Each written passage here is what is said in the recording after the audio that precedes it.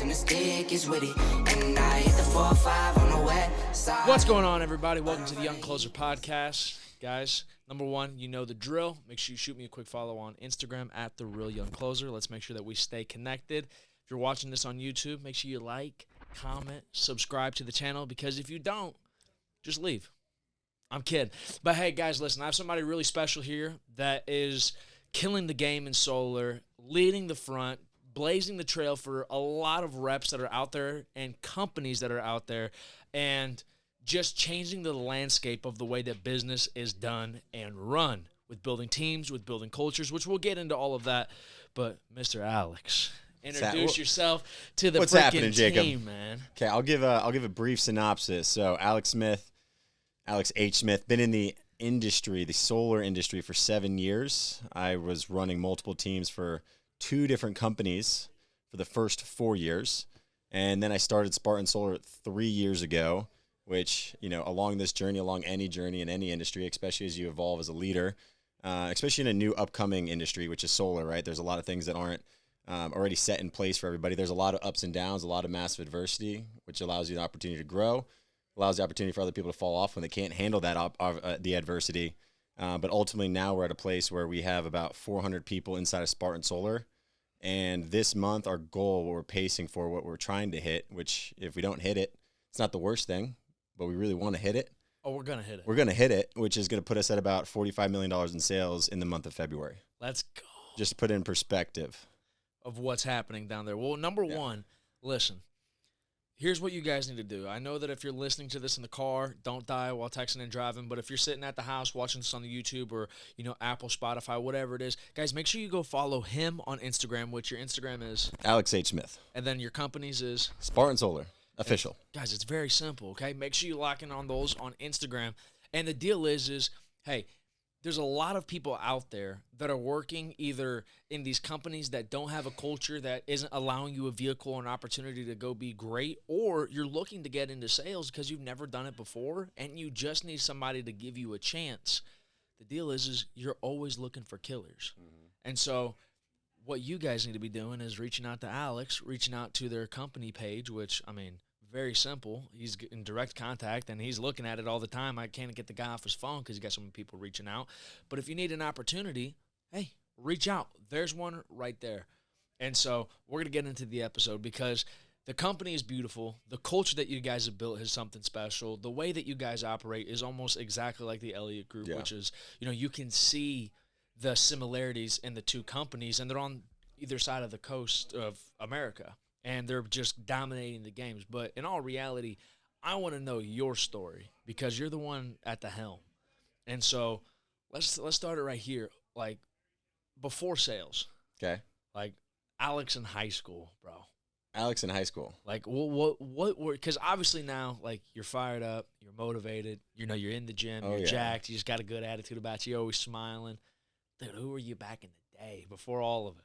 So in high school, actually, right before high school, I was playing every sport. I was playing baseball, soccer, basketball. I was playing all the travel sports, right? Just an athlete, just a kid running around. My sister was doing the same thing. And then all of a sudden, and this is like a freak thing that happened, all of a sudden I went to a soccer game, and I was playing, and I just broke out in hives.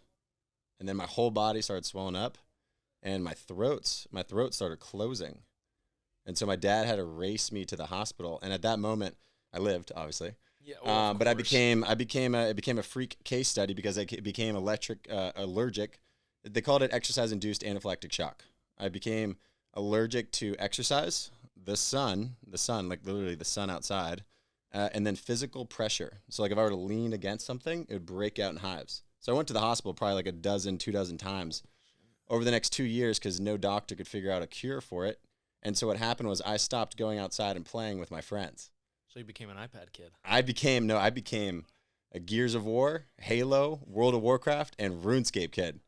I channeled all my competitive spirits into playing video games at a high level. And so I was just playing video games from morning till night. And then I finally actually got like an experimental new on the market treatment called Zolar. It's like super expensive monthly shot. So like it subdued all those symptoms. But by that point, I was a video gamer. And it got to the point where even in high school, when I went to go on the football team. I dropped out of the football team because I wanted to play more video games, and the 2 days were taking away too much time. And so the same thing would happen and then I played baseball over there in high school. So I just played video games, and my family would always make fun of me for being all skin and bones. So I was known as being all skin and bones. I was like a $145 going into sophomore year in high school. And then there was a moment where I finally decided, I think it was like sophomore year that summer, where I decided I was going to throw away the video game. I literally physically cut the cord. Before I did that, I deleted World of Warcraft, which is my shit. Playing WoW all day. Dude, I was playing WoW all day, man. And Gears of War. As soon as I get really frustrated with World of Warcraft, I'd switch over to Gears of War. It was like, dude, it was just back and forth. What was the, I just need to know, what was the console of choice? The console of choice for Xbox. Oh, same. All day long. Dude, that's I resonate with that, dude. I was that weird kid, like middle school, first couple of years of high school, bro. Just playing video games. I was just playing Call of Duty, though. Dude, I was locked in. Like, I went to literally to gaming places with my buddy to compete in World of Warcraft so that we could get Furious Gladiator to become the best. So that took a majority. Then that sophomore summer, I decided to start working out. I decided to start training. I decided to start going to the beach and being in the sun again because I was able to. That's when you were trying to pick up chicks, bro. Let's just be real. That's what triggered it. That's what triggered it, bro. That's what triggered it. I was like, shoot, I need to do this whole girl thing because girls were into me, but I was so into the games, I just did not pay any attention. It was really a weird place to be. My parents were trying to figure out all sorts of solutions to get me off the video games, and if they were to take away my internet, I would just throw a fit. So I had some anger issues in high school for sure, and in middle school before that. But then finally I was able to make that pivot. And so throughout high school for the remainder, I turned it on. So I got in really good shape. I started to add a lot of muscle. I got addicted to adding muscle and looking better and feeling better. And all of a sudden I showed up junior year, and I also somehow gained 6 inches over that summer. And I was taller than people that were taller than me before. I remember people commenting like, dude, what the hell just happened? And then I was getting size. So that might have been it. Standing up. So I got, that was a good feeling, right? I came back tan, looking good, feeling good. So junior year is like a totally different person, right? I was hanging out with people again. I was socializing. I was getting girls. And the medical condition was like? It's been subdued because of that, the shots once a month. And then it came back in college when I wasn't getting the shots because it was hard to get. And then it went, and then I got the shots again. And then finally I just stopped getting the shots because it was a bitch to get with insurance. And then finally, now at this point, it just went away. All of a sudden it just like I grew out of it, which was a blessing. But when I would go to a doctor's office, they would bring all their doctor friends to like look at my case study because it was so bizarre. No kidding. Yeah, so that was my high school. Then I went to FSU for college. Florida State? Yeah, okay. Big party school. Yeah, well, I don't even have to ask many questions what you did in college. Yeah. You're just probably just getting after it, like most college kids. I didn't get the college experience. One thing I'm like, would have been nice. But, it's take care of business. There's good and bad, right? The good was there was a connection and acquaintance that led to me getting into the solar industry from college. So that was the good. Also made a lot of lifelong friends in the fraternities. I got a chance to speak in public, right? Because I was sorority relations chair. I was a bar manager. So there's a lot of good that came with that in a fraternity because I was able to take on roles, and I was recruiting chair. So I was able to do things that actually apply to the real life later on. I didn't really think about it that way when I was doing it, but they applied. So there's a lot of good there. But the bad that comes with it, and what stays with a lot of people, are the habits. Like I always joke, I had a triple major, like for real, but I always joke saying my triple major was in drinking, drugs, and girls. And those are some hard habits to break. Not like heroin or anything, but but I mean. But you know what I'm saying? Those are hard habits to break because it's not like when I would go to get a drink, I wouldn't just have one and I wouldn't just sip on it. That thing would be gone in 3 seconds. Yeah, you'd have to stand by the bar. Yeah, it'd be like, I'd be leaning on the bar the entire time. So outside of college, when I wanted to get my mind right and my career right and become the person I actually wanted to become, I moved out. I made the decision, the conscious choice to move out to California for solar. That's where the opportunity was anyway. But I really wanted to get away from everyone and anything I knew.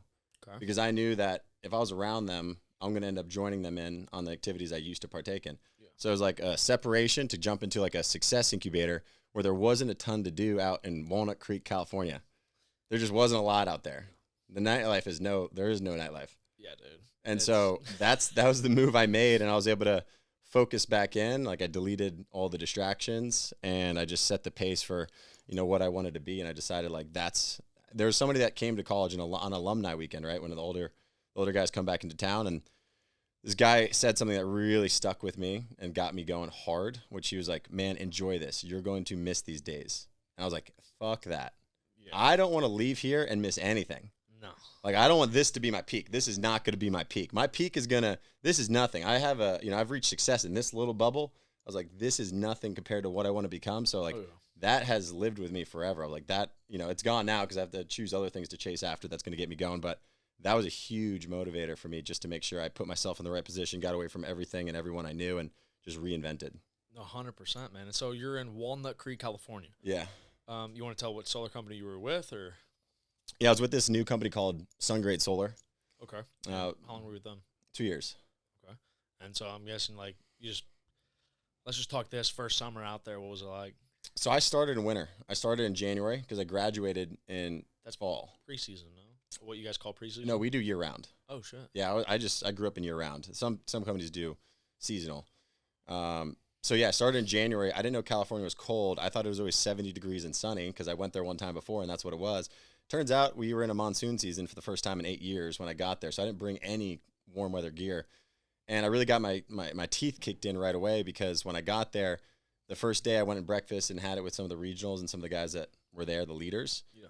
And I think it was either that day or the next day, we went out knocking. Right, so I had to learn how to knock doors. The last thing in the world I expected to do after graduating from college with a triple major in finance, sales, and marketing was knocking on doors. Like, I thought when my parents used to go to the door, and someone would ring the doorbell at home, and someone's at the door, I'd just scream, Mom, Dad, and I'd just kind of tuck away and hide, like, who is this guy, and see how my dad would interact. It just seemed bizarre to me the entire time. Facts. I'm like, get him away from here. So it was the last thing I thought I was going to do, but the opportunity just made it make sense. So I ended up getting food poisoning the first day, though. Oh. And I was like, and it was freezing cold, and I didn't have a jacket. And I was like, dude, there's no way I'm starting off this way. And so I just stomached it and would just throw up on the side of the road, just keep going. And I just keep knocking. And I had someone else shadowing, and I just went this path where I was just like, no matter how I feel, no matter what's going on, I would go home and I would just be in fetal position. And at that point, I just had this little, it was an air mattress that popped. And so I just had this like pool float. It wasn't like actually a pool float, but it was like this thin little thing, like this thick. Yeah. And it would deflate, and by the time the morning came, like 4:30, it was on the floor. Yeah. Because I didn't have any furniture there, I didn't have any money. I borrowed $4,500 from my grandma to get out there, so that was already a push because I didn't come from money. My parents didn't have money, so I had to go to my grandma to ship the car out, get the flights, get the security deposit, and then you can relate to this with commission based, but I have no more money. Rent's going to be due soon. I got to make sure I figure this out quick. I got to make some money. Shoot, what happens if you don't pay your rent? I'm an adult now. Yeah, I don't really. facts. Are they going to kick me out? I was like, shoot, I got to figure, like, this is the time I have to perform. 100%. And so I just, at that point I deleted all social media, took away all the distractions, wasn't talking to any women, wasn't doing any drinking, wasn't doing anything for the first, it was supposed to be 90 days. I think I only went 70 days, and then I forget what I did, but only lasted 70 days. But either way, I was dialed. 70 days in the company or 70 days as of a recruit? 70 days of working every day and pushing off any garbage. So every day, 7 days a week. And so by the end of month 3, I was one of the managers of the office. I was running the office. Oh. So I just jumped past everybody else. Yeah. All the veterans were asking me what I was doing. They wanted to be with me in the turf. I'm like, dude, no. No. I need to go out there on my own. So I hit my goals, because back then, if you were to bring someone else with you, even if they're just with you, you have to split the commission. And so I was like, really? dude, and I was like, I'm staying out. So that's the way. And then I just started teaching other people. Okay. And that was the initial kickstart. And then, so obviously, like, we're selling for that company. We're getting after it, dude. You're making, I'm guessing, damn good money at that point because you're focused, you're locked in. Yeah, my first year I made $155K. Which, I mean, how old are you then? Like 24? Just got out of college, so 22, 23. Okay, yeah. Like 155 at 22, 23, like, for first year out, that was a lot. Yeah, let's just be real. I mean, that's killing the And game. back then in solar, we were getting paid way less. Like, just to put in perspective, back then in solar, we were making about $72 a panel. The average system was 20 panels, so about $1,500 a job. Now people are making 3, 4, 5 times that, 10 times that. I mean, it's changed a lot. The industry has evolved a ton. I've seen everything happen in this industry. I feel like I've seen every wave happen. Oh, 100%. Yeah. And so you're killing it. You did a good first year. And then what happened from the transition from, because you went from that company to then building Spartan Solar, right? So I went from that company. I mean, dude, there was so much adversity that happened along the way. So, like, when you're going through, everything was going really, really well. And then I had a lot of death in my family. like a ton of debt just stacked up on me. And that really can kill the reason you do something. Like I had the reason I did something and I was going for everything was for, you know, my dad really. Like my mom too, but my dad was the person I'd call because, right, I wanted to show him all the time he put into me with all the stuff paid off. And so my cousin passed away. He was my best friend 3 years ago. My dad passed away a year later on when I was on my cousin's memorial hike. And then his 2 brothers passed away. My dad's 2 brothers, my uncles passed away within 6 months. So it was just like a massive flood of death. Yeah. And so I spiraled for a little while. Like I spiraled at that company. And so I went from being the director of sales. I got to the top level of the director of sales. And then I decided after, you know, being with family for 2 weeks and friends with 2 weeks, when all this like really came together, I was like, okay, I'm going to go back and I'm going to go to LA, which was, you know, and focus on a new kind of like branch within the company. And I thought it'd be good because I'm going to go get uncomfortable again. That's how I first had a lot of success, right? Go uncomfortable. I was like, okay, I'm just going to change my environment. It was the worst thing I could have done because I was by myself in this Airbnb that sucked and didn't have AC. Don't ever get an Airbnb that says bungalow. I have Airbnbs. If an Airbnb says bungalow in it, it probably doesn't have air conditioning. It's a fun way to say we don't have the stuff you need. And I've learned that the hard way because I already booked it for 2 months. Except for this one little vent right next to my bed that I could roll over to me. Dude, it was torture. It was hell on earth. Dude, I can just imagine like everything's like just crumbling in life. You're like, fuck this, dude. Like I'm whatever. I need a fresh start. Get a fresh start. You walk into the Airbnb. You're like, yo, where's the AC panel at? And it's like a bungalow within like a strip of. It's like in one building with a strip of rooms on top and on bottom. Dude, it was not what it looked like online. And so that just added. It's all right. Happens to the best. That just added to the experience, and then the traffic, everything that you hear about LA is true. So it just got worse. I got really depressed, super anxious, and I bring this up for a reason. I'm going to tie it together later, but I got really depressed, really anxious. Well, first you get anxious, and then anxiety usually leads to inaction. So that's what it led to for me. Like I had these things I had to do where it was like, okay, you're meeting with this person or that person. You're going to go take them in the field, and this is what you're doing tomorrow. Okay, great. I'm going to do it. The next day would come. I wouldn't do it. I'd make up any excuse in the book not to show up. I just wouldn't do it. And then I'd be like, okay, I'm just going to order Uber Eats. And then I got another Xbox so I could play. I hadn't played video games in forever. And I went back to an Xbox, something comforting, right? Something to make me feel good, which obviously doesn't help either. No. That's not a solution. And I just would not show up to do the things I need to do every day, like consistently. And so the anxiety turned to then depression because now I was realizing I wanted to do all these things and I needed to do these things. And I just was unable to get myself to freaking do them. And so that stacked on for months. And, you know, the company eventually reprieved me of my duty of director of sales, as they should. I went back to the Bay Area. They put me as just a sales rep. So they did the right call on that because eventually you got to freaking snap back into shape. They were understanding. They let me, you know, be in this spot for a while. I couldn't get myself out of it no matter how much I was aware of what was happening. I just couldn't freaking change it. It was a really shitty spot to be in. Because then it's even worse when you're aware of it. If you're not aware of it, you're just in it. Yeah. But when you're aware of what you're doing and you're aware of this is not the move, you've read enough books to have the idea. When you know you're spiraling and you're like, nah, it's all right. And you just can't unspiral. And so I went back to Walnut Creek and at this point in time, I was living in my friend's living room. So like, you know, I managed to spend all my money and get negative in credit card debt. And I was living in my friend's living room. I put my bed in their living room. Shout out to Eric and Dean. Thank you guys. Big shout out to Eric and Dean for letting them be a freaking bum. Yeah, letting me be a bum on the living room. And they would go to the meetings, and I would just stay back, and I'd be like, I'm not going to the meetings with the company because it was like I was just out of it at that point. Yeah. The company was like, yeah, just sell for a month, and you can keep selling. I was like, okay, I'll just somehow get myself to do that. I was able to do that, but then they still let me go. So I was kind of pissed about. I was definitely pissed about that. I was like, I fucking did what you said, and you're still letting me go. Yeah, bro. I mean, I was not good for culture though, right? I wasn't. I get that. But like I actually needed some bad shit to happen. But at this point I didn't know there was other companies. So, you know, when you first get in, for me, when I first got in the real world, like this was my baby. And so when I was out of it, I was like, well, you know, social media wasn't big. Their solar companies weren't all over. People didn't know about solar. Like when I went home to tell people I did solar, it was a cool thing, but also kind of a weird thing because they just didn't know anybody else doing it. Like there wasn't other people I knew doing it. It was just really rare. Bro. Could you imagine? Like, I feel that to 1,000, like, every bit of that, because I said this in one of the episodes of past where Andy I got a phone with Andy, and he offered me a job, and was like, I don't know what you're gonna get paid. I don't know what you're doing. And then like, I'm in Arkansas, like, like I'm super glad that I was in Arkansas at the time because like there's nothing to do except for I was in the car business, I was working, and I went to a buddy's house and like they're having like a little party, a little get together, and I remember telling everybody that I was going to Arizona.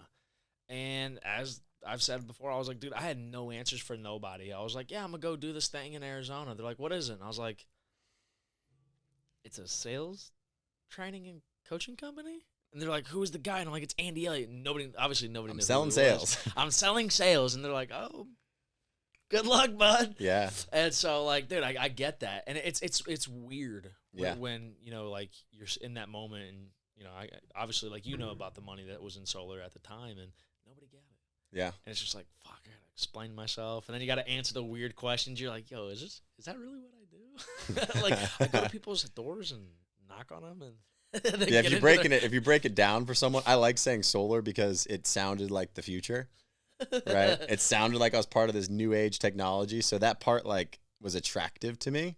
And I like to be able to introduce it back home to the family. But then when you bring up that how you get business is by knocking on doors, I didn't have anyone that was like hating on me and my family. You know what I mean? Everyone was pretty supportive. So I didn't experience that. But it is a weird thing explaining that you knock on doors for a living and how it works. Because it's just not a normal job at all. And it's also in California, so it's away from everybody. It's away from everything.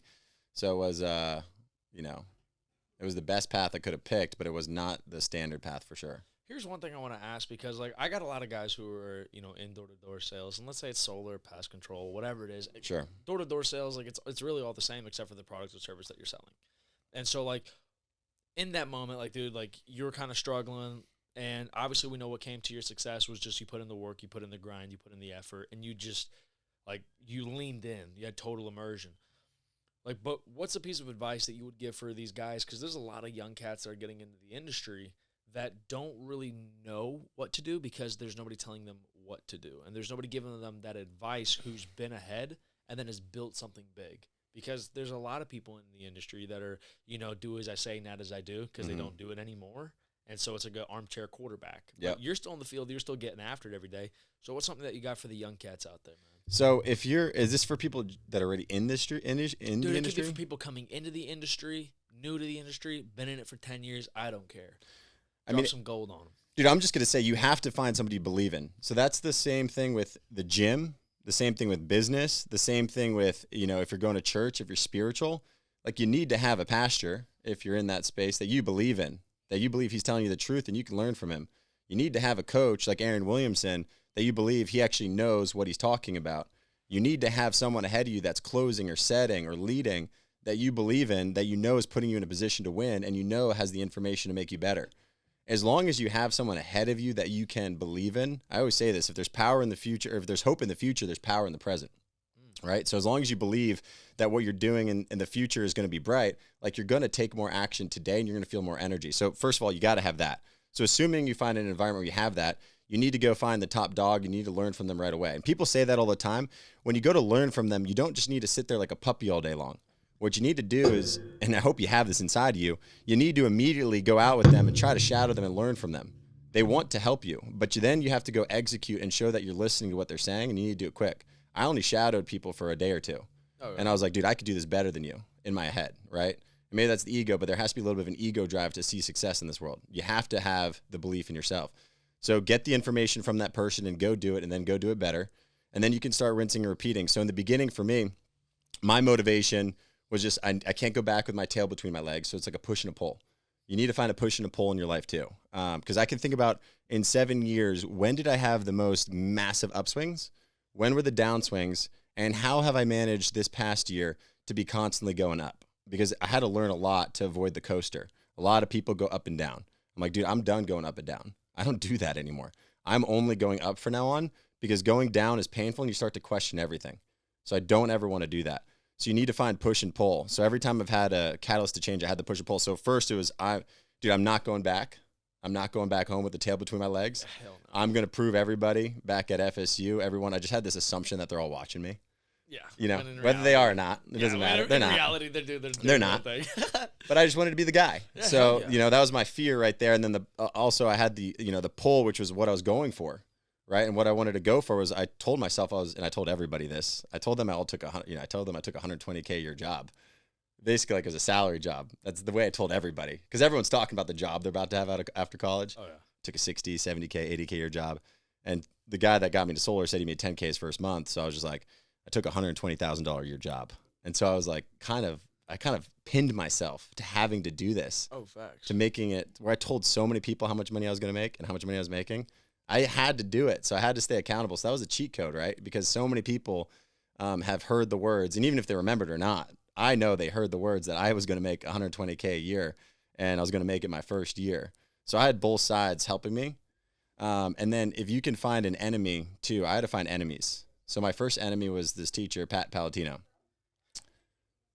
Pat, I hope you're watching this. And he was in the sales institution. And I never really tried hard in college for just about anything.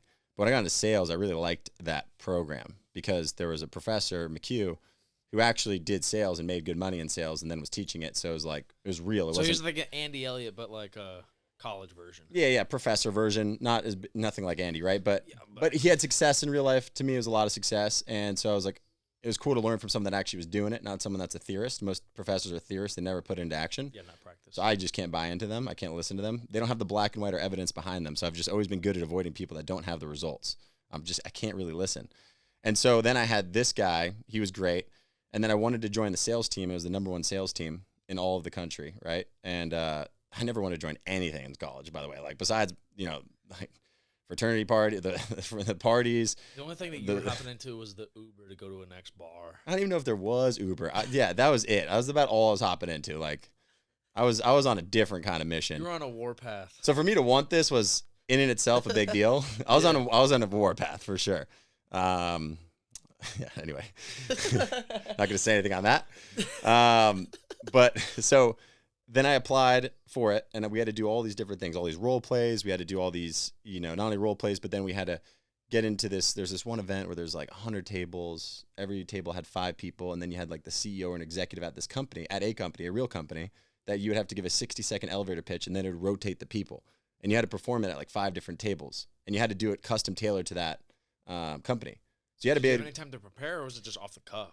You had time to prepare. I'm guessing you went out the night before. I went out the night before. As expected. I created a concoction to get myself jazzed up in the morning. Yeah. And then I got there, and because I was in bad shape, but I got a perfect score. And there was only one other person that got a perfect score there. I crushed all the role plays, dominated. I was like, yeah, I'm going to be on the sales team.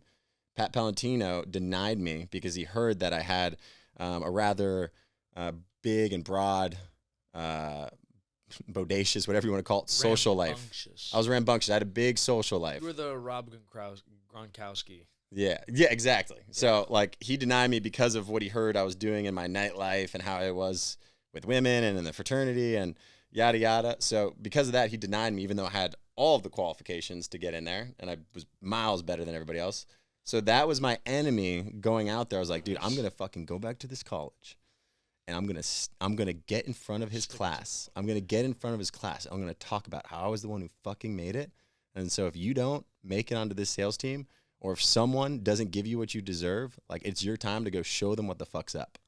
And it's like, and you can then come back here just like I am and look at a teacher just like I'm looking at the teacher and show them what's up. So I have a question. Yeah. Have you gone back? I went back, but I have not got in front of the class. So I haven't done it. Because Palatino, if you're still speaking, Bubba, teaching. You better be ready, bro. It was kind of like I got to the point where I felt like I had enough success, and I went back, and I still believe one day I'm going to do it, and it kind of fuels me. Yeah, just like it's a little bit of an ego nugget. Yeah. But dude, it's like, it's just got so much power. Dude, it was my enemy. It was my enemy. Gosh. I was like, that lived in me, and then I had what I wanted to hit and what I wanted to do. And then even sometimes too with goals, right? Like, first I wanted to have a BMW i8, and then once I had the money to get one, I just didn't get one. It's just kind of cool to be able to do it, or cool to defeat your enemy in your head sometimes, then you're good. Oh, yeah. So my advice to you guys is, like, find enemies. We all have enemies. And Patrick McDavid just wrote a book, Choose Your Enemies Wisely, which is crazy because he kind of really put it and pieced it together in a way that articulated everything that, like, explained my big, massive jumps of success. And then also explained when I didn't have as much success. And so I kept finding new enemies. And now when I left that company, or when I got fired from that company, Who was my enemy? The That guy that fired me. The guy that let me go and did me dirty. And so I went to another company and I freaking built that thing overnight. Like I blew up super fast, brought in everybody. I had a lot of influence, and it was because I had the enemy. I had rocket fuel. Oh yeah. I was playing a J. Cole song every morning, like blank, blank, blank, be counting me out. I'm loading my clip. Dude, I was playing it every morning in the shower. That was your theme song, bro. Deion Sanders, give me my theme music. It's my theme song every morning, and I was just thinking about him, and I was thinking about what I was going to do, and I wanted to take him down. Dude, I wanted to kill him. Dude, that's straight up total immersion. We're Yeah. definitely going to get it. I love it, dude. YouTube's going to love this episode. I'm fucking fired up. Dude, so I went deep down that, bro, Yeah, and like dude. I just wanted to Win. like not physically kill them, but like I just wanted to take everything they had. Oh, 100%. And I wanted to do it the right way. I wasn't doing it in a wrong way. I wanted to do it in a way where it was like, I'm just so undeniable. I started getting really loud on social media. That's when I started getting loud. That's when I started my like, I'm stirring the pot kind of stuff. Oh, yeah. And so I saw the value in doing that because that gets a lot of attention. Oh. And then as long as it's done with, the right side in mind and you're doing good and you're able to bring people into doing better, then it's an amazing tool. And so, absolutely. yeah, dude, if you find the enemy, you have the goal, and then you're around leaders that you have hope in, you have belief in. It's the game changer. Dude, if you combine that little, and then you got to put in the massive work, right? Delete distractions and go. But if you have that, like your energy levels are so much greater. Like calories create energy, right? And so calories, you're limited. Even if you have the right amount of calories, you're going to sustain a certain amount of energy. When you have both of those, there's this invisible force, this I call it dark energy. Like I got Bane Chain, I call it dark energy. Some people may think that's bad, but I think it's good.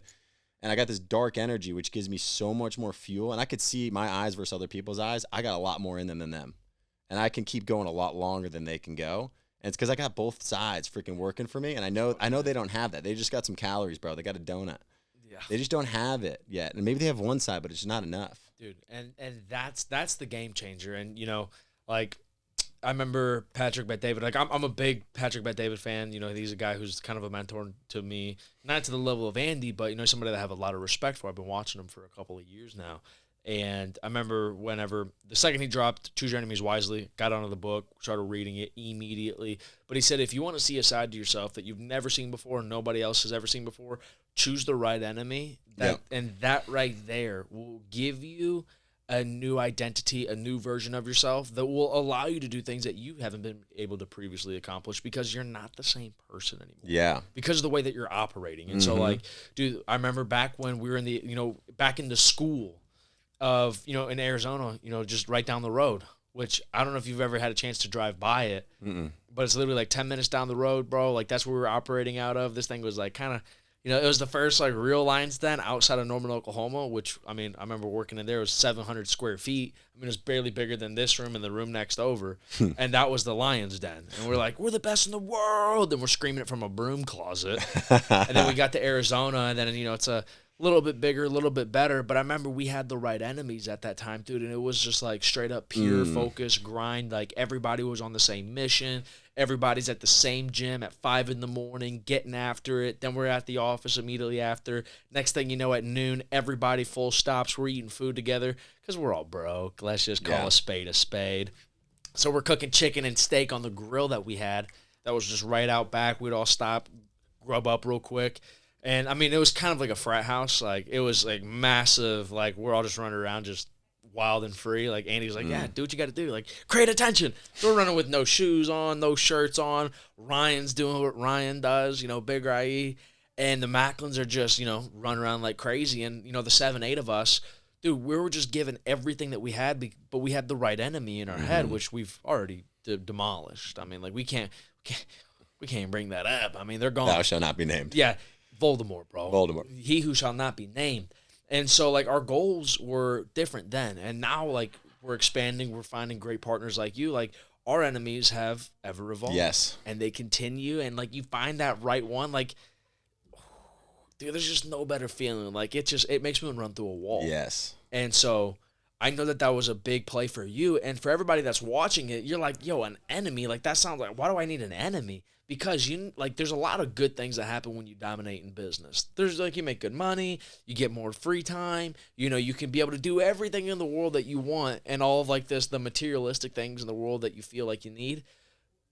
But when you defeat something that you set your mind out to defeat, like there's no greater feeling than, conquering the land. Mm-hmm. Like I like to think in the back of like the war times, bro, you're a Viking, you pull up with the long boats. Next thing you know, you have to go get off the boat and go take the land in front of you. Yep. And so I guarantee you there's no better feeling when you get to the other side of the island because everything else in between was destroyed because you showed up. And that's the stuff that gets me fired up. Same, dude. And so you got fired from that one company, you build the next one, you kick ass with that one. Did you get fired from the second one? No, leave it? The second one I went off to Florida right during COVID. Oh. And I had, because I was just in California, and I had a team that wanted to come from selling, what was it? They were selling timeshares, right? And timeshares weren't very good during the beginning of COVID. Not many people buying timeshares. No. And so Not many people buying anything. I went to Florida. I wasn't going to move there originally. I was just going to train this team and then go back to California. But I was able to go to restaurants again. I was able to go to the gym again. California was shut down hard. Shout out to Ron DeSantis, bro. Man, it's amazing how much freedom makes you happier. Humans need to be autonomous. Otherwise, for me, I hate everything. Unless you're just a straight up NPC, then you need... NPCs need to be controlled. Exactly. And that is good for them. And that is exactly what they will do. There's a place. And that's why I'm glad I was in Arkansas for most of COVID, because COVID happened. It was like 1 week long. We're like, oh my God, we're wearing masks. And then everybody was like, fuck it. Yeah. Like, we'd be around the bonfire, just hanging out, and nobody be in a mask. And be like, all right, cool. At the dealership, I'd be like, hey, you want me to have my mask on? They're like, don't wear it. Yeah. All my customers, don't let me see you wearing the one. Dude, straight up.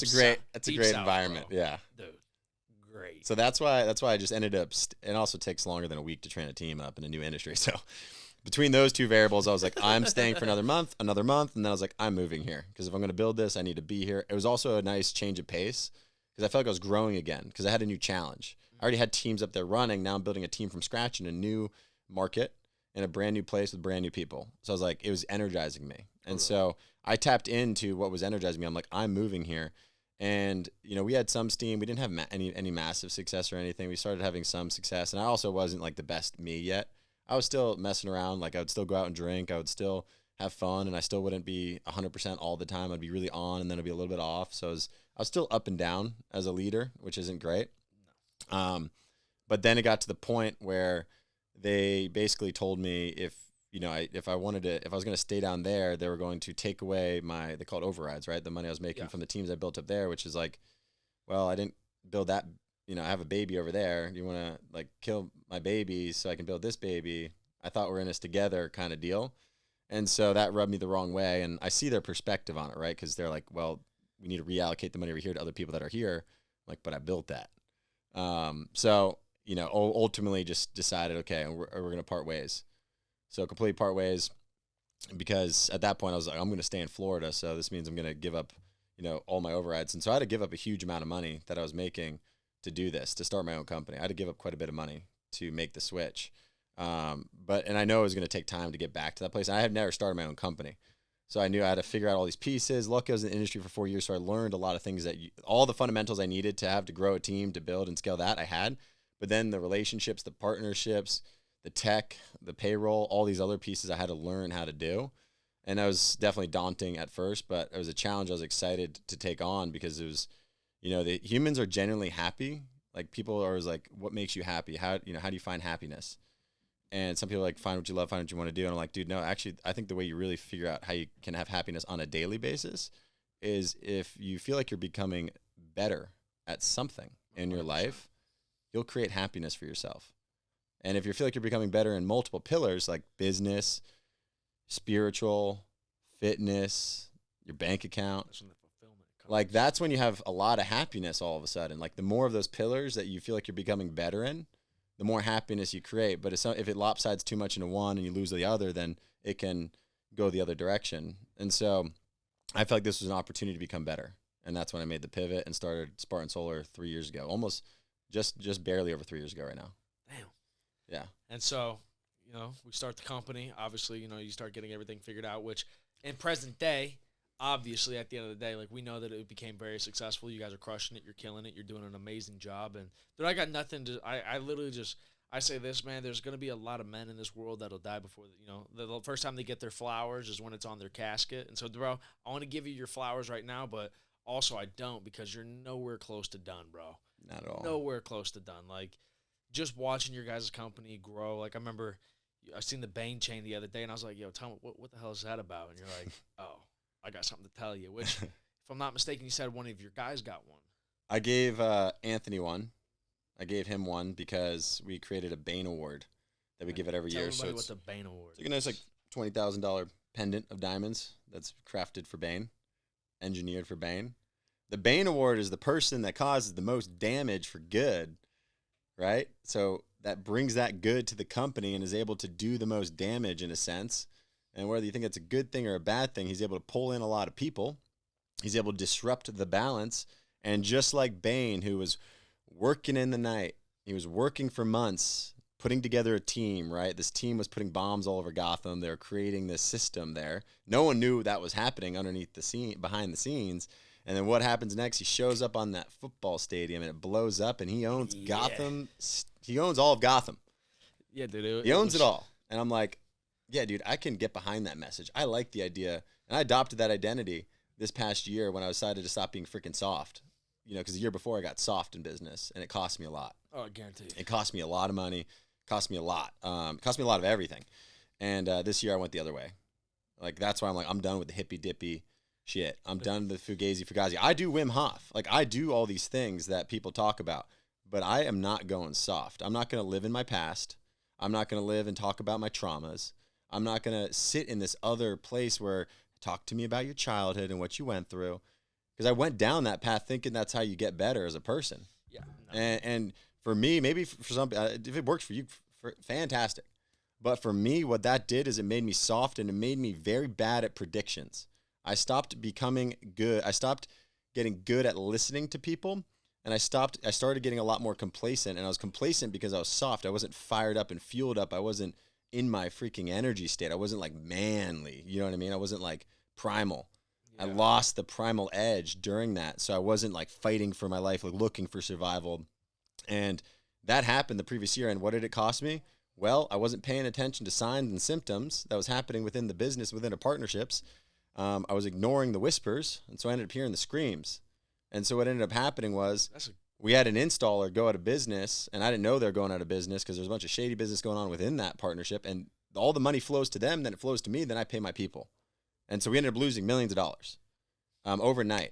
And I didn't have millions of dollars to lose because I also had to pay my people. And so I ended up selling a bunch of Bitcoin so I could pay a lot of the people. Now, there's some people I haven't even paid yet because there's no way to pay everybody on a thing you never get paid on. The way the system works is you get paid, then you pay your people because they get the lion's share. The companies don't make the lion's share in this industry. It's flipped on its head. It used to be companies make the biggest margin and the sales reps make what they make. But in this industry, it's the opposite. Yeah. And that's just how it is. And so all of that happened. And while that went down, and mind you, this is all because I was soft this year. I already had the ideas of things I wanted to change and ideas of what to do. And I had this whole plan in July before it all happened. It all happened right around Thanksgiving. Like I found out the final homestretch news of this like 2 days after Thanksgiving. Oh, so this is very recent. Yeah, not this past Thanksgiving, but the previous one. Well, okay. So just a little over a year ago. And I found out all the news, and it was just like a bombshell went off. All of a sudden, one of my leaders, Zach, he tells me, he's like, so where are you going to be Monday? And I'm like, oh, I'm going to be in the Orlando office. He's like, I don't think you're coming back to an office. Because he basically heard from everyone around him and through the grapevine that everyone was leaving Spartan Solar. What a fucking phone call. Yeah, and so one of my leaders, like at that time, which I brought in from the beginning, he just betrayed me. Like he leveraged this opportunity instead of like helping me and wanting to be with me and support me through it. And dude, I can't even blame him. Like, if you want to make a move, you make a move. But I gave him a lot for him to do this to me. I gave him a lot for this to happen without him doing a lot to earn it. And so he ended up just telling everyone a narrative that I was the bad guy, right? Telling everyone that this wasn't really happening, which it affected a lot of companies. So it really happened. Oh, facts. It was a big deal. It was all over the news, everything. So it wasn't ideal. And so basically overnight, like 75% of the company was gone. Some went with him, some went other places. And when there is uncertain times and there is uncertainty, that's my fault. Like I was the leader there. So like I had to check myself and reinvent the entire business model that Spartan created. And we built software now to solve a lot of these problems. And we built systems and relationships that just make this growth and scale possible. But none of that would have happened if I didn't go through this massive adversity. Because last January, just a little over a year ago, we were at like 30 people. Like that, we were small, and we were basically brand new, back to being a baby. And before we got up to 80, 90, I think we got to at max, maybe 100. And then now, flash forward to today, we're at about 400 people, which is freaking awesome, dude. And like that exponential growth is just a telltale sign of what can happen truly in a year. Like that, it's the coolest thing to think about, dude. Everyone should hear that story, just because, dude, you can change your entire life in 1 year. Like in 1 year, everything can flip for you. But I had a massive enemy in who betrayed me there. Like, and it was personal and it was deep, and I wanted to burn his eyes out with our success. I wanted that so bad. That's like, with every freaking inch of me. It was the most impactful enemy I had ever at that time. And then I also had a goal when I went to Door to Door Con. I went to that event last year, but I went there with no team. I was like 5 people. And so it was like nothing, dude. And I went there like 5 people, and I saw people getting golden doors. And I was like, damn it, next year I'm going to be on stage for a golden door. Because what could I control at that time? Not me being a massive company, but I can control me selling a bunch of solar and leading from the front. So I was like, I'm going to get a golden door. So came back in January and sold a bunch of solar for like 3 blitzes. I got to like 60 accounts, like 600 kilowatts, which puts me about half the way to a golden door. Because it's a megawatt, 100 doors. And I did like 3 months. I was halfway there with just like 3 blitzes while I was trying to build and operate the new company, right? And then what happened is everything just flipped. All of a sudden, the new business model that was created out of this adversity, the new structure, the new systems started to catch fire and started to catch traction in the industry. And all of a sudden, people were coming over. Now teams were coming over. So now we went from like growing by addition to growing by multiplication. So the new business model, it didn't only solve their problems and wanting to stick with Spartan Solar and believe that this was a great place to be and where you could really help the homeowners, put them in a great position. But it also turned out to be the freaking perfect solution to attracting top talent and attracting teams that also wanted to be able to build their teams. So we flipped the business model on its head from whatever. And I had a lot of mentors, 2 mentors specifically, that told me what I was doing was not a good idea. The way I switched the margins, the way I switched the operations, like, dude, you shouldn't do that. And so I had to actually like stop talking to my mentors, because I was like, I know you're saying this and I like listening to you on almost everything, but I was like, I'm going to just double down on this approach. I'm just going to double down. So I stopped talking to them for many months. And then lo and behold, like time caught up to my idea, and all of a sudden we just start blowing up. And then we have teams coming over. Now we have teams coming over all the time. Well, dude, the thing that's powerful is like correct me. And by the way, I just want to say one last thing, so I didn't get the golden door, right? Because I got into growth mode because all the recruits were coming over. So I had to become a leader. I had to change. I had to become a better CEO. But what I did get was back on stage. I got on stage still, but I was on the recruiting panel, which is funny because that's like part of what I do, right? Yeah. That's part of what's exciting. But I still made it on stage at Door to Door Con. So I killed my enemy and I made it on stage. So I managed to get both at that moment. Which is everything. It's so funny because like sometimes we think like that's our goal, but in reality, as we start to push and we go all in and we have total immersion and we're just attacking, we're building the momentum. Our goal might just be something, but it's just like a little translation over to the side a little bit. Like it's something where it is that, but it's just a little bit different, but it's always a little bit better when we go all in. And what I was saying is like, it seems like, in the door-to-door space, there's a lot of uncertainty about people being able to plant roots and build for the long term. Because you see it, there's a lot of young people in the space who are around my age, your age, they're the team leaders and the managers, the district managers, like they're the ones who are running part of the companies and everything like that. And so to see that you're thinking like, okay, I want something where people can come in, build a team, and have sustainability. Yes. Like, dude, that's something that is not common. And I mean, correct me if I'm wrong on that, though. No, I mean, I call it like the hybrid model because, there's times where you join, and a lot of people join a big company where that big company has a lot of systems. They have the tech, they have the leadership, they have the operations, they have great closers, great setters. They have good people there, right? And they're a bigger company, but it comes at a high cost, meaning like, you get put in solar industry at a baseline, right? So the higher the baseline, the more expensive it is to be at that company, basically. Yeah. Meaning there's like margin that's going to other leaders in the company. And once you get to a point where you get really good at setting, get really good at closing, and then you get good at building teams and duplicating yourself, most people, including myself, and this, I wanted to capture people just like me. I just want to work with freaking people that got into the same place I got to and create a vehicle that gave them everything they wanted without having to go through, be on this side or this side. So that side is where they say it comes with the culture and you get all this other stuff with it. And people usually stay in those kind of companies for a while, and it's a really good start. But then at a certain point, you start to be like, I don't think I'm getting enough value for the margin I'm giving up. And this doesn't really make sense because I feel like I'm capped out and I can't really scale. And you can keep scaling there, but you just have this like feeling inside of you. And so then a lot of people go, okay, I'm going to go and become my own company in the solar industry. And they're like, that's the next option. And being your own company, what people don't realize, and you could talk to a lot of people running companies, they don't make nearly as much money as you think, right? Like they may act like they do. They may not talk about the fact that they don't. And that's because they want to uphold an image of success. But if you're truly building a new company, you're investing a lot back into your people. You're investing a lot back into your team. You're also usually making less than everyone, or you're making way less than everyone else, first of all. Yeah, you're the last to get paid. Yeah, you're the last to get paid, but like, and it takes a lot of time for that to flip over to where you now start making more money than you've ever made before. It takes so much time and effort. And then you have to build an operations team, so you take on a lot of expenses. And you know, our expenses as a company are freaking high every single month, and they're good because we're super efficient. So they're higher than I ever had before, but they're really good because of our efficiency. But when you go that route, you don't have a lot of backing to attract top talent. You don't have a lot of machine like systems and tech. You don't have a lot of the foundation to retain really good talent.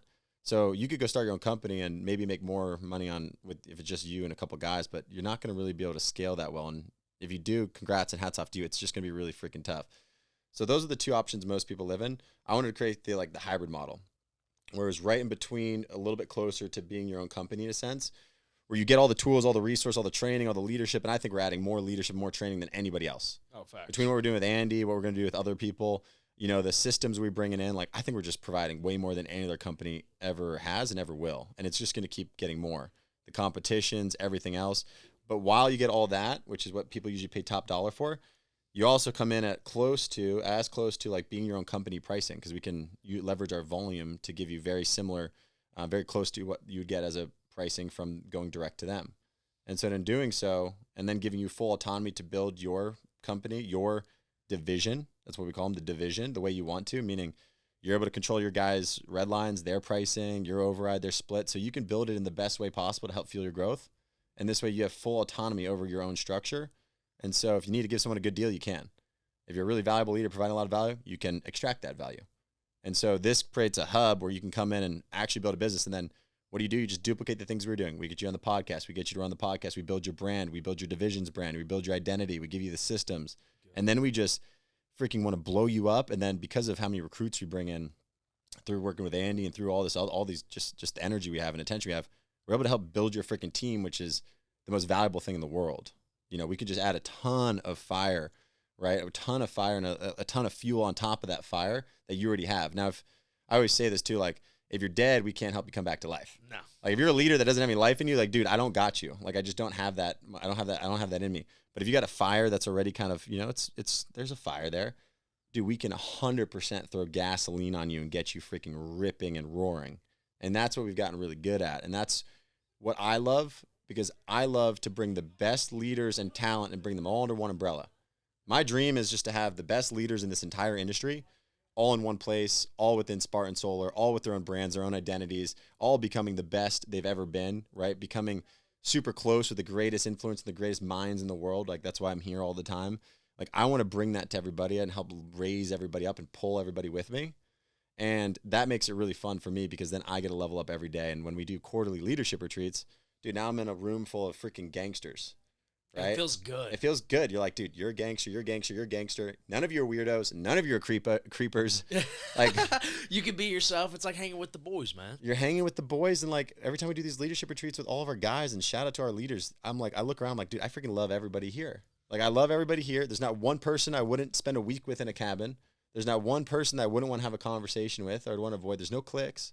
And I think that's super rare. And like, I just want to keep growing that, because that's like a big fuel for me. And then guess what happens? Now you get to learn from the best leaders in one umbrella, and you get to figure out how to take the best ideas and put them into action within your own team. And that's what kills it, bro. Yeah. And so obviously at the end of the day, if there's going to be people who are listening to this or watching this, there's going to be some people that are going to want an opportunity. And so should they, number one, DM you or text? So, I mean, you could DM me. That's probably the best. Okay. Make sure you DM to Alex H. Smith. Yeah, you could. There's two things. You could DM me on Instagram, Alex H. Smith, And then in my bio, you ever heard click the link in bio, right? Click the link in my bio. That shit. But you know what? It's convenient. It is convenient. It works at scale because you got to have systems to scale. And so this is another system where you put in questionnaire, a little information on you, a 60-second video, and then you'll get through screening and an interview, and then you have a final interview with one of our leaders if everything makes sense. And if you're a bigger player in this industry, like, dude, we're just going to talk one-on-one. We're going to see if we're in alignment with the shit we believe in. Like, Facts. if you like the shit we do and you believe in the stuff we believe in, and you want to run the way we run, and we're super competitive. Like, it's not a normal group by any means. Like, it is the most aggressive, competitive, but super loving team in the world. So if you're a little kitty baby weenie, a little kitty wampus. Kitty wampus. Yeah, we don't. If you're kitty wampus, don't apply. Yeah, because you're going to take things the wrong way. Yeah, 100%. Don't apply.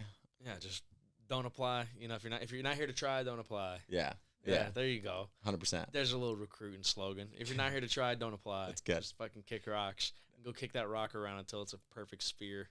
That's how long you go do it.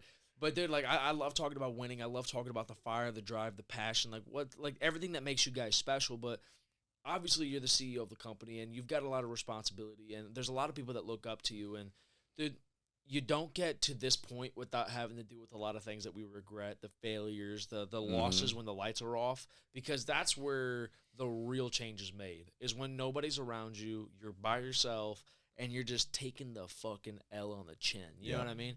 So I want to talk about the number one thing that, like, you By the way, right just hearing now- that shit gives me chills because I'm like, dude, when you feel this and you figure this stuff out and you start learning it, you become dangerous. Dangerous. I want to know about one thing that you regret that you know now that you like now in this moment, like a thing that you regret that you didn't do. Okay, I would say one thing I wish I would have done. I'll do two things. One thing I wish I would have done sooner was I wish I would have stopped drinking sooner. I stopped drinking 2.5 years ago, and that helped me build the business. And it's not necessarily that I believe everyone should stop drinking. It's that for me, I realized that led to the most bad habits in my life. Like that one habit, that one vice would lead to all the others, right? It was like a snowball effect. And when I stopped drinking, the company started going up. And I 100% can say there's no way I would have been able to handle the adversity and the massive challenges I experienced, through the experience of building my own company if I was drinking. I would have turned to the vice. I would have turned to looking for girls with that. Like I would have turned to the alternative, the easy alternative, and I would not have pushed through the most challenging moments in my life in a way that was going to build the business and myself better. Okay. So one, I would have stopped doing that even sooner because I would be a lot further along. I would have had more clarity. You get really clear when you don't have the wrong things going into your body, especially that for me. Two, let me think of the second one. Which one is it? What would I stopped? What would I have? Just one thing that like you regret either doing or not doing. One thing I really regret doing. What do I regret doing the most? Like, I'm trying to think of like what I really regret, and I want to make sure it's the right answer, right? I just want to throw something out there. I want it to be something we could sit here for 5 minutes in silence. I want to make sure it's something I really feel. I regret, not this past year, but the previous year, I regret not listening well. I regret the fact that I wasn't listening. I was ignoring beige flags, red flags. I was ignoring a lot. I wasn't listening really well to my people. I wasn't, and I didn't even need, I should have just seen the writing on the wall for what was going to happen. And so I regret not listening more. And because I wasn't listening, I had the wrong information because the information was coming from my freaking head. And my head didn't have all the answers, and I didn't know all the problems. And so this past year, I got really good at listening. Like I can listen to I listened to all my leaders. It's the biggest cheat code in this business. If you can just listen to your people and they feel okay telling you what's going on, and they could bring up their friction points, what's causing them stress as a leader, what's taking them away from the eye on the, keeping their eyes on the prize, what's hurting their people, making them feel less confident or inspired or whatever it may be. If you can, and I started listening to that, and then I can show them through speed, which means I can hear what they say, and then I could take action on it quickly, and I could make change based on what I'm learning. Because if you listen to people, and I heard this somewhere, if you listen to someone, you listen to their friction, you listen to whatever they're going through, and you're listening in a way where to them, they feel like you're going to make a change for it, but then you don't make a change and you don't apply anything you learn. That's worse than not listening at all. Because now they just think and we've all experienced as people that they just listen to what we say and they're like, yeah, I'm going to be on it. I got you. I'm going to do this thing. And then nothing ever happens. And you're like, you're just pandering me. Like, you're useless. I hate what you're doing. And so you start to like, just freaking like, oh, frick. They're so nice, but they're fake. Yeah. It's the worst thing in the world. Like, I'd rather just not tell you and just not tell you and deal with it than tell you and then nothing come from it. Because you're just like, dude, you waste my time. You're fucking useless. Now I don't trust you with anything I tell you. I don't believe that you can deliver. Why are we even in the same room? And so, dude, that's a good one. And so then I just started applying it all. That's why in the quarterly leadership retreats and, through text, everything else, but I just try to get constant feedback on what we could do better, what they're experiencing. And then I just go to war. I just go execute on these things. So that way I don't have to be the genius. Because otherwise you got to be the genius. You got to be the all-seeing eye. And there's things I think I know. And you think you're always right about what you spend your priorities and your time on, and it's just not always what people care about, and the people are the most important part of the business. And so when you can adopt listening and then executing, we call it speed and trust. When you can adopt those principles, you become a really freaking dangerous leader, which is why I think I have the edge on just about everybody else. I don't think anybody else is listening as well as I do.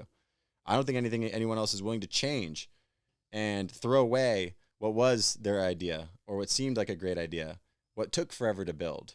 I don't think anyone's want to throw it away and start from scratch and build the way that needs to be built. What nobody wants to do is, everybody says, give me the can of worms, but nobody wants to fucking crack it open. Yeah. Because the can of worms is not beautiful. It fucking sucks. That's why Andy, when he's like, hey, tell me what's going on. Yeah. Like, he just wants give me the baby, no labor pains. Yes. Like, tell me what's true. Tell me what it is. Tell me, like, right now. And that's what he wants.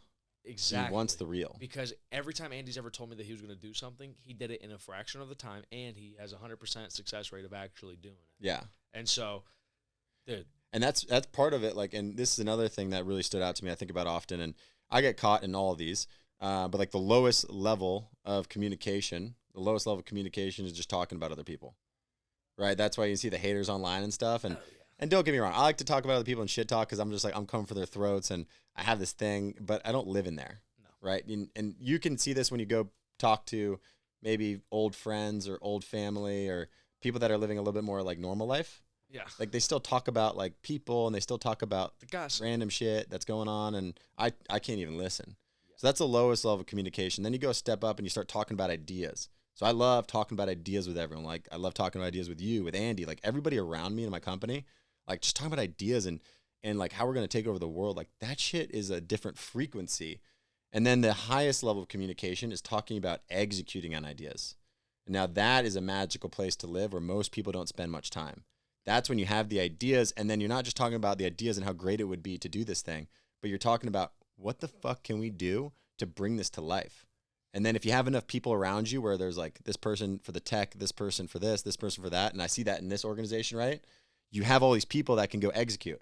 I witnessed Andy go over here, and he's like, I learned this one thing from this company that's doing a ton in virtual sales and the way they're handling lead flow.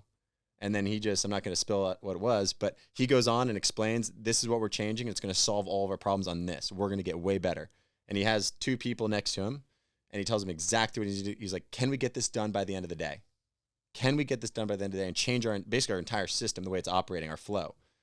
And I don't remember if they said yes or no, but like he was able to make that change, and he had people to go execute on the system, because now it's like, here's the idea.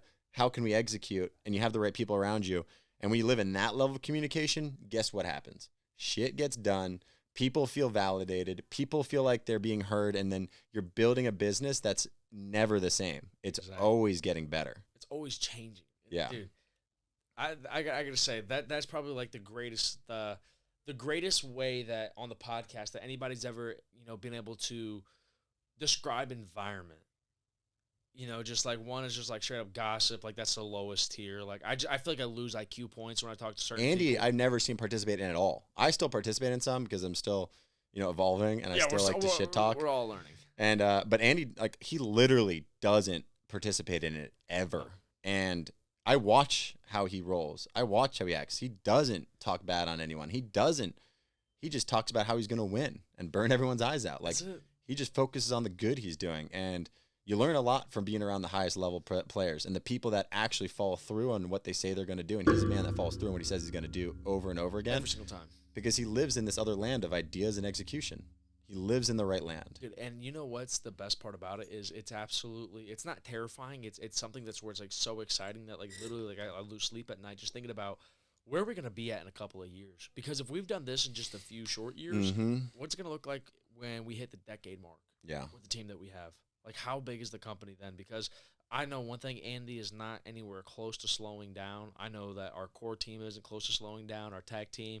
Like, everything that's happening is all growing at a crazy rate, and so is your company. And, like, that's the thing that I get really excited about because I'm like, damn, dude, at the end of the day, we're going to look up in 2-3 years, and you're going to have, 3, 4, 5,000 reps running around the United States and just attacking. Yeah. And so I want to know next year goal, or like over this next year, not like 2025, but 2024, like what's in the pipeline, what's future, what's some of the things that, are like the future expectations that we're making of the company. Of like, okay, let me break down how I do business because I think that's super important to break down how I think, how I operate, how I set goals, what are the targets. So, this is something Brad Lee has talked about, but he usually sets everything within a 3-month span, like what he's going to do in the next quarter, because after that, it's kind of, it feels far away and it doesn't have as much energy behind it, right? It doesn't. Besides for me being on stage, I don't know why, but when I think about being on stage at an event, like that fires me up. And what I have to do to get on stage, I got to do big shit. What's the big shit? I don't know. I just got to do it. You know what I'm saying? Yeah, figure it out later. It's all figured out. But for me, it's like, all right, what are we going to do? Well, January, we're going to not have a slow season like everybody else. We're going to go freaking throw down volume. So this was January. And we set the whole time from December, January, all up until now, we're in February, where we're like, we're going to do 1,000 accounts in February. And we've been talking about this 1,000 accounts in February for, 2 months now, and how this is our breakout month. This is how we do it in the shortest season. We sell more solar than anybody else. And then this is going to set the cadence for the remainder of the year, right? This is going to set us in motion because this is still slower season for most people, right? This is still the winter time, and it's the shortest month of the year. So my goal was to do 1,000.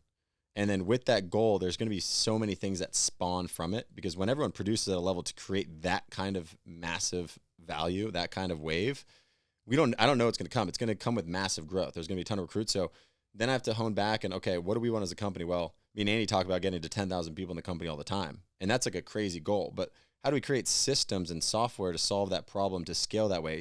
In solar, operations is a beast. Operations with multiple platforms, with multiple partners, it's a beast. Right? So when I focus on my goals right now, a lot of my goals are on the operations side, right? Because in order to keep the retention, in order to keep growing and scaling, in order to give everyone the best experience, I have to listen to everybody, prioritize based on what we hear from our leaders and operations team. And then we have to do something where we set like a thematic goal every quarter. And this new definition is a new thing that I've been using, and it's really helpful to lay the foundation in business. But you can set a thematic goal, which is basically a goal that points everyone in the same direction. So everyone's rowing in the same direction, and it has a deadline, and it's an overarching goal where if we accomplish this, it's going to be, lead to a lot of success, right? So our goal for this quarter is just lay the foundation. Our thematic goal is to lay the foundation. And then within it, you have defining objectives. So everything that we talked about in the leadership retreat with the ops team and with our leaders, we get all of these different, hot button items. And then we get other things that I don't think about. I put them on the whiteboard, right? Me and G, my CTO, we just whiteboarded out. We spent like 9 a.m. to 9 p.m. every day doing this stuff. We whiteboarded out, and then we're like, okay, which ones fit into what? Okay, here are 5 defining objectives. So we created 5 defining objectives. I'll give you an example of 2. So one of them is data integrity. And there's so many subsets of actionable items that go in there. And with that, there's going to be a stakeholder. So there's going to be someone that's 100% responsible for getting this done by the end of April. And then there's a deadline for the whole thing. And then there's deadlines for every task within that. So I can hold people accountable to this exact defining objective, because this objective hitting will help us get to our main goal, which is laying the foundation. Let's get legit. Let's be like freaking awesome in this category. So it's just absolute plug and play, and it's just unstoppable. And then another one is software upgrades. So this defining objective is more of a UX UI. So this is focusing on creating the design and the user interface for all of our sales reps and operations where they can be more effective, efficient, and have more transparency and clarity, so there's less friction. If we get that right, we do this right for our people, and there's a ton of stuff within it, like a ton of different updates and upgrades they're making. Like that's going to allow us to have a really solid foundation where everyone feels like, in this business and in this industry, they're taken care of because they know exactly what's going on at all times between data integrity and the software upgrades. And there's 3 others. So that's what we're doing right now this quarter for our goals. And then when we get to the end of the quarter, we hit all these things. We're going to have a new thematic goal. We're going to have new defining objectives, and it's going to keep building. My goal is to take over the world. Damn right. Like, I just keep saying that every day because that fuels me. That fires me up. And so I need something that fires me up. And what doesn't fire me up is saying we're going to do 1,000 counts can fire me up for the month, but like those don't fire me up as much as like, oh, if I could take over the world right now, like, and I could I'm going to be the number one, we're going to be the number one solar company in the industry. And we're going to do it the right way. We're going to create systems and guardrails that protect the consumers. Like, we're going to do all the things that nobody's thinking about because it matters. Damn right. We're going to get to 2,500 5-star reviews by the end of the year. We're going to have the best customer service experience that we control at scale. Like, and that's another one of those defining objectives. We're going to control all of this. And if we could just keep chipping away at these, dude, by the end of the year, between all these goals being crushed, it's game over. Company's going to be unrecognizable compared to where it is now to where it's unrecognizable in December. That's going to be fucking dangerous, bro. I can't wait. Yeah. That's the stuff that fires me up, too. man. Golly. I love evolving, bro. I love playing in the software space. I love playing in how to create the systems around the solutions. It's like I've had to learn and evolve into the CEO role, and I've had some really great mentors help me out. But, dude, it's so fun just to grow, and it's so fun to stretch yourself really freaking thin. And that's one thing I would say, like, anyone that's operating a business or leading a big team, like, dude, it's supposed to be hard as shit. Oh, yeah. Like, the second you think it's not supposed to be hard as shit, like, you're never going to get where you want to be. Because if you just embrace that it's going to be hard, you're going to be go, go, go. And what really helps you understand what level you have to be able to play at is watching someone, I'm just going to go back to Andy, like watching someone like Andy operate. Dude doesn't stop moving or stop talking or stop executing for a second. Like, he's just, dude, he's at a different level of cadence, and his ability to communicate clearly the entire time and perform at all moments and give the right information and speak from his heart is something that I've just never seen a human operate at. And by seeing that, I just realized that, like, dude, like, that's what it takes. And having that is everything. Dude, I quite literally say I don't believe that Andy's human. Because it feels like he's a different kind. 100%. I don't like to say that because that means it's unattainable, but like it does feel like that because it's like, how much did he have to go through? How much adversity, how much suffering did he have to experience in order to flip this on? Does he have? Because it is obtainable. He is human. Okay, you cut Andy, he bleeds the same red that me and you do. But I've been with him, running around across the country. Like, there's been 2 times I've seen the guy sleep in my entire time of being employed here. Okay, and like I've been to Mexico with them. I've slept at their house for more times than I can count. Like, I just boop boop boop type in the door code. Next thing you know, go stay in the guest room. It's cool. I'm like family. Like, let's rock and roll. 2 times I've seen this guy sleep, and I know exactly where. One was on a flight back from Alexandria, Louisiana, and then the second time was when we were literally sharing a hotel room because somebody messed up our bookings and put us in the same room. So we had twin, the queen beds, and he was like, "All right, dude, good night," and I went to sleep, and I rolled over. I was like, "All right, this guy actually is asleep." Because I literally had to check, bro, because at that time I was like a year and a half into the company, and I was like, I've never seen this guy take a break, and so I've only seen him fall asleep twice, so he might not be human. You don't see it, but like that's what it, dude, if you want to go really big and you want to just overpass everyone and step past everybody else, like, and get there in a way that's so much faster and cleaner than anybody else, like, it requires so much more effort. You have to go through so much more shit, and you have to be able to avoid all the shit at the same time. Like, it is a superpower, and it is extremely challenging when you're traveling and moving nonstop. But the thing that can always be the foundation is the fitness. You can always have things that solidify you and ground you and give you the energy on a daily basis to keep doing that. And for me, that's like the fitness, and there's other pieces to it. But if you don't think this is going to be a bitch and it's going to be the hardest thing of your life, like, you're not going to be going for the gold. No. You're going for bronze. You might be going for silver, but you're gold. You're not even going to be in the stadium. Yeah, you might not even stay. Gold is going to take everything you've ever had. And one thing I want to say is this, which I've seen you do, I've seen Andy do, and I've seen a lot of successful business owners who are obviously our clients do, is that you see a lot of these companies have problems, which problems are good things to have, which means that you're dealing with some type of growing pain. Mm-hmm. And so I seen them, and what they do is they don't adopt the problem. They just focus all energy and resource to solve the problem. Like, you see that there's some companies out there, and something will come up, they adopt the problem, and next thing you know, that's all they can think about, and they do nothing, like, as you say, they don't listen to take action. They just listen to hear and then just do nothing with it.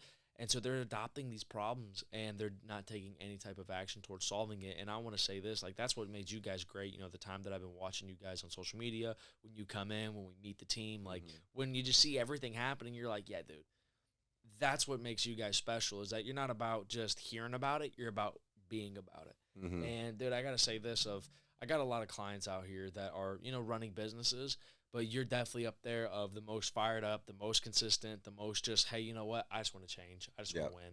And so, dude, you're living it the right way. You're doing it right. And that's the shit that gets me, like, just pumped up, like, ready to see you guys win at a bigger level. Because, dude, I don't gain anything from it. Dude, by the way, like, my team and myself, we fucking love seeing you guys win too. Hell like, yeah. I love being here and supporting and helping however I can, even in the smallest way possible. If anything, I'm just can be an example, right, of like what it can do and what it can be to have this kind of impact from a team like the LA group within your team and within your mindset and the way you just operate. But dude, like, that's when you brought up earlier, like, you guys are blowing up, we're blowing up. I'm like, dude, it's so fun to run with people that are like, you're in sync. We're in alignment here. We're both going here. Yeah. Like, we do different things, but we're very symbiotic. We're very, like, in the same state of rapid growth, same state of energy.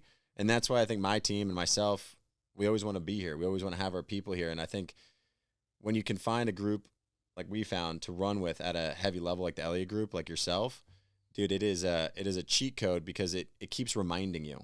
It keeps reminding me of what I'm doing, the belief I need to have, how hard I need to go.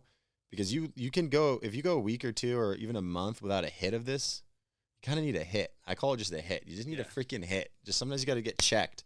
You just got to get checked a little bit. When you get checked a little bit, either by seeing people operate at a high level or by someone calling you out on your shit, when you get checked, it gives you a chance to course correct quickly so you can get right where you need to be. And some people don't have a group like the Elliott group or like you to where they'll ever get checked or they'll ever get hit or they'll ever be told anything. And so they're just going to operate the way they operate. And that's why the industry and a lot of people just will never really grow, or eventually you flounder out. Yeah, they'll just stay stagnant. And so, dude, awesome conversation, freaking badass. One thing I want to do is obviously tell people where they can find you on social media, because if they made it to this part of the podcast, they're fired up, they're ready to run through a wall, and some of these guys are looking for opportunities. So where can they find you on social media? Just hit me on Instagram, Alex H. Smith. Or at Spartan Solar Official. Or at Spartan Solar Official. And watch what we do. We show the black and white. We always show the results. We show the evidence. We don't just talk about it and throw on this fugazi. Because anyone could be on a podcast. Anyone could put together a podcast. Anybody can show and create videos and reels. But we're going to show, and what you're going to see on my page and the company page is the black and white, the evidence, what the fuck we actually do, the production, how many deals we're selling, how many we're installing, how many families we're helping, how much people are making. Like, you're actually going to see that stuff because we share that stuff. Because one, it's there. If it wasn't there, we couldn't share it. Yeah. But one, it's actually there. We show you behind the scenes. But when you see that, like, you need to learn from people that have the results and the black and white behind them. Those are the people you need to learn from. Because if you can learn from those people, guess what? It's the right information. There's a lot of fugazi out there. So I'm just saying, if you follow me, like, what you're going to see is the truth. And I think that's the most important thing right now. Because in a society today where we had a moment and a stint of Lambos and Ferraris and flashy stuff and people in debt and people making an image out to be, I think that's no longer very attractive. I think people are starting to realize what it is. You need to seek the truth, whether it's me or with other people. You need to find people that have the black and white, that create the results within their own life, within their own company. And then you got to learn from them. And as long as you can follow that formula, obviously we partake in it. There's a ton of other people that partake in that. Not as many as you like, as many as you think.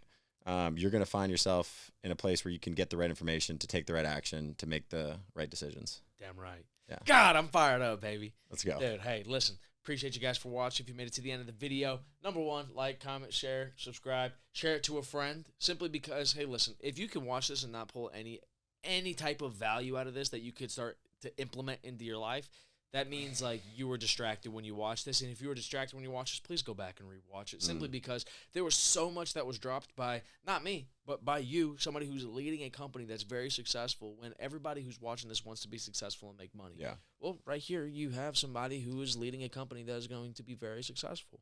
It's not me saying it. We're right here. Yeah, we're doing it. We're doing it. We're doing it. And so the deal is, hey, go back, grab a pen, grab a piece of paper, take some notes, write some things down. Don't be distracted. Take an hour and 20 minutes of your time to learn the best the best information that you can learn in your entire life, because without it, you're going to stay the same. You're going to stay stagnant, and stagnant water grows bad bacteria. And so don't be that person who's just being stagnant, sitting around. Don't be that bad bacteria, bitch. Yeah, you know what? Hey, listen, I'm like the mitochondria, bro. I'm just trying to be the powerhouse of the cell, bro. And so listen, you have a lot in here that's going to help change your life and help change your business and help you change the way that you think, act, and walk around, and let you not be somebody who's new to this, but true to this. And so, guys, make sure you follow him on social media. Obviously, follow Andy, and shoot your boy a follow, man. It's at The Real Young Closer on Instagram, man. And so, let's play ball, dude. Yeah, let's just play ball. Let's go fuck shit up. Yeah, at least get in the stadium. If you want to sit in the nosebleeds, no problem. That means you're in the stadium and you're at least watching the game, because there's a lot of people that ain't in the stadium. They're not even knowing that the game is being played. They don't even know that there's opportunity out there. They're the ones who are completely just unconscious incompetence. They don't know what they don't know. And so this is an opportunity for you to be able to be somebody who can help somebody understand that there's opportunities out there. You can be the person that can change somebody's perspective, or maybe this podcast changed your perspective. Yep. And so there's a lot of ways for you to change and grow and be something that's special for other people. But if you do nothing with it, what the old saying is, if nothing changes, nothing changes. And so if this didn't change anything for you, no problem. Keep it pushing, go on to the next thing. But guess what? You're just probably going to keep on scrolling and not do anything with it anyways. So, just be a gangster. Hey, just go be a gangster. Go be a gangster, dude. But hey, listen, that's the end of the podcast. Love you guys to death. Make sure that you reach out to Alex if you're looking for an opportunity to go dominate the world with him. Because guess what? He needs people. He needs people who are about that domination.